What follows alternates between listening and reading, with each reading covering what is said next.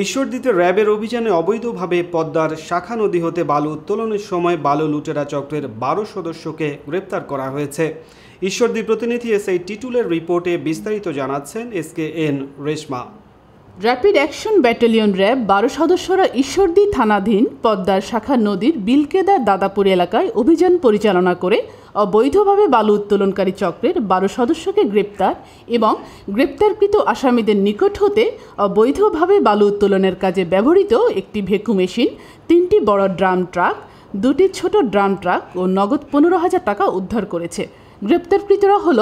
বিলকেদার গ্রামের পিতা মৃত তোফাজ্জল হোসেন প্রামাণিকের ছেলে মোহাম্মদ জামিরুল ইসলাম, কামিরুল প্রামাণিকের ছেলে রমন হোসেন, বাবুল মালিথার ছেলে বাঁধন হোসেন, রূপপুরের নান্নু মালিথার ছেলে ইমরান মালিথা, মৃত ফজলুল হকের ছেলে ফয়সাল হোসেন, শাহপুরের মৃত আব্দুর ছেলে শুভ,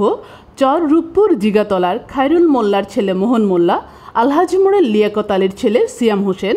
নাগদহ স্কুল পাড়ার ইব্রাহিমের ছেলে মাসুম আলী,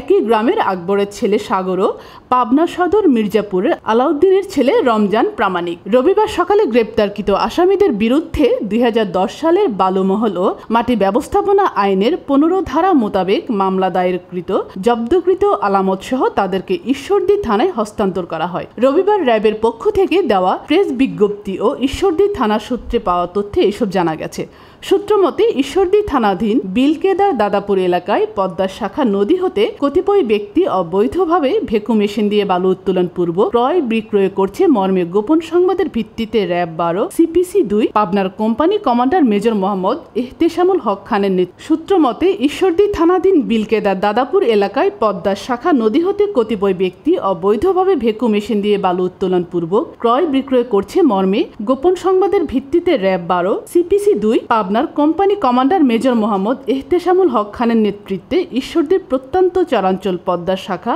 নদীর বিলকেদার দাদাপুর এলাকায় অভিযান পরিচালনা করা হয়।